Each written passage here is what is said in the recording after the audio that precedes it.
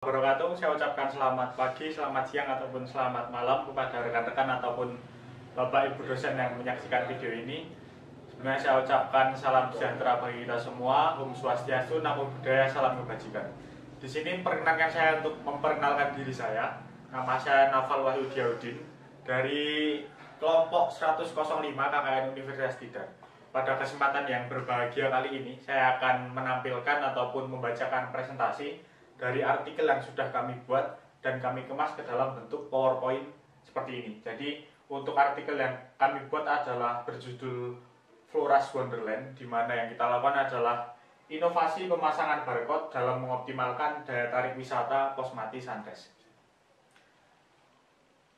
Baik, untuk selanjutnya ini adalah pendahuluan. Jadi secara langsung saya akan menyampaikan gambaran dari Posmati dan secara deskripsinya begitu. Di sini ada gambar salah satu view dari Posmati, ada beberapa gunung dan di belakangnya ada sunrise. Tentunya menyajikan sebuah pengalaman wisata yang sangat menarik. Jadi Posmati ini secara geografis terletak di Desa Giri Tengah, Kecamatan Borobudur, Kabupaten Magelang. Jadi sudah ada beberapa kali kita melakukan observasi dan wawancara secara langsung. Salah satunya adalah dengan Pak Topik, di mana Pak Topik ini merupakan selaku ketua dari Pok Darwis. Jadi beliau menyatakan apabila dalam Posmati ini memang masih memerlukan pemberdayaan, perhatian ataupun perlakuan secara khusus begitu. Supaya apa? Supaya nantinya Posmati lebih bisa dikenal dan lebih bisa berkenan untuk para wisata secara lokal ataupun mancanegara. Oke. Dan yang selanjutnya mengenai apa yang kita lakukan. Jadi kita melakukan sebuah kegiatan ataupun program dengan bertemakan Floras Wonderland. Jadi di mana nantinya kita akan memperkenalkan kepada wisatawan akan segala sesuatu ataupun keanekaragaman hayati yang ada di sekitar Posmati Sunrise. Tidak hanya itu, selain memberikan deskripsi secara umum, kita juga menyangkut pautkan ataupun mengaitkan dengan keanekaragaman hayati yang memang sudah divisualisasikan di Candi Borobudur. Jadi nantinya kita membuat akun Instagram seperti itu yang nantinya berisikan informasi mengenai Floras Wonderland yang nantinya juga akan muncul mengenai deskripsi ataupun nama umum ataupun lain sebagainya. Tak lupa juga hubungannya dengan yang divisualisasikan oleh Candi Borobudur. Baik, next. Oke, yang selanjutnya adalah metode. Sebelum itu saya ingin menunjukkan ini. Jadi ini adalah gapura pintu masuk ke dalam Desa Giri Tengah, Desa Wisata Giri Tengah. Jadi memang ditampilkan jalan yang asri dengan kanan kiri yang hijau serta ada pemandangan dari jajaran Bukit Menoreh. Oke, kembali ke topik kita. Jadi untuk metode yang dilaksanakan untuk KKN ini dilaksanakan pada tanggal 10 Juli sampai 11 Agustus tahun 2023 bertepatan di Dusun Secang, Desa Giri Tengah. Untuk yang kedua adalah alat dan bahan dari kegiatan yang kita lakukan. Tentu saja kita mengoptimalkan ataupun mengupayakan segala sesuatu yang terbaik.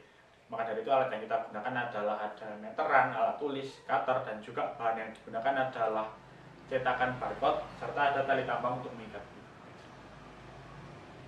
Baik, untuk yang selanjutnya adalah rencana kegiatan secara umum untuk menyelesaikan permasalahan yang mungkin akan terjadi. Jadi katakanlah di sini kita memikirkan manajemen resikonya apabila nanti ada sesuatu yang memang harus kita highlight ataupun kita beri perhatian secara khusus begitu. Jadi yang pertama adalah mengoptimalkan desain, yaitu secara harfiah kita bagaimana caranya memberikan desain yang bagus supaya menarik untuk dilihat oleh para wisatawan.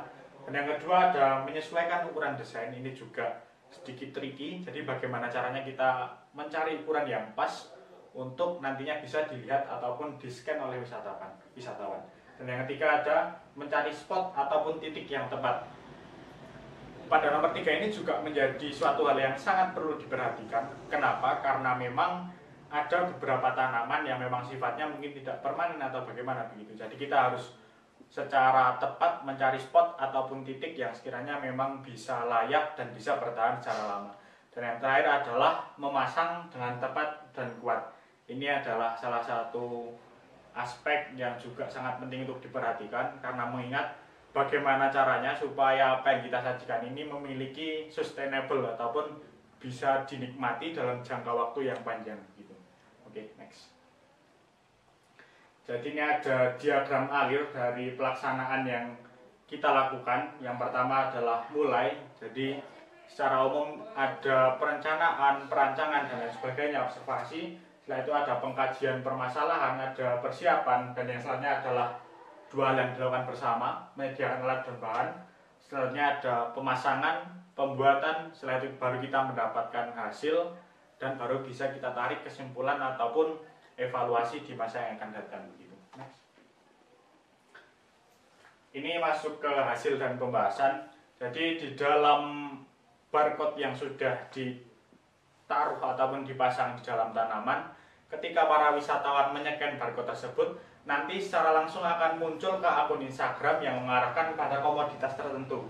Tapi akun Instagram itu memang sudah menjadi milik Pak Darwis, dan itu kita yang buat. Setelah itu ketika kita selesai KKN, akun Instagram tersebut nantinya akan diserahkan begitu. Jadi dalam barcode yang di-scan memberikan informasi yang sekiranya memang mampu untuk menarik wisatawan dan mampu memberikan bekal. Jadi ketika wisatawan turun dari pos mati itu tidak hanya menikmati sunrise, akan tapi juga ada ilmu yang bisa mereka serap. Dan satu hal yang menarik adalah karena beberapa flora yang ada di sekitaran pos mati, flora-flora tersebut memiliki keterkaitan dengan flora yang sudah divisualisasikan oleh pendahulu-pendahulu kita sepertinya di relief Candi Borobudur gitu.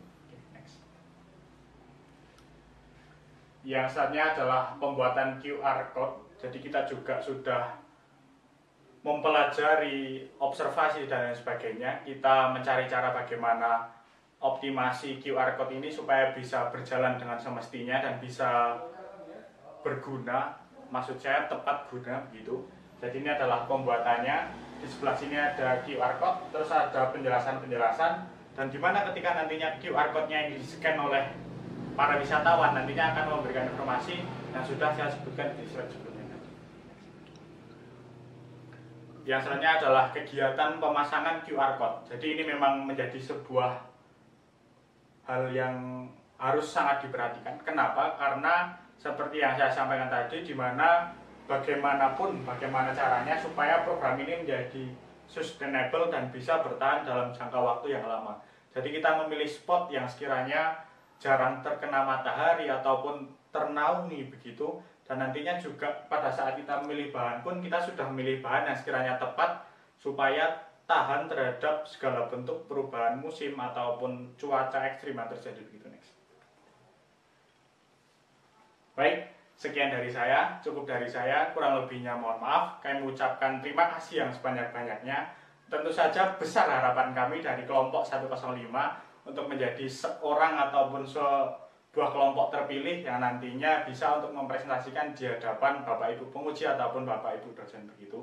Itu harapan dari kami. Semoga mampu didengar, bisa didengar, dan apa yang kita usahakan pada saat KKN, pada saat kita di posko dan lain sebagainya mampu memberikan manfaat tidak hanya bagi masyarakat tapi juga bisa untuk para wisatawan dan tentunya untuk kita, untuk kehidupan kita nantinya nanti. Oke, kurang lebihnya mohon maaf. Saya Naufal Lahyuddin pamit undur diri. Saya akhiri, wabillahi taufik wal hidayah. Wassalamualaikum warahmatullahi wabarakatuh.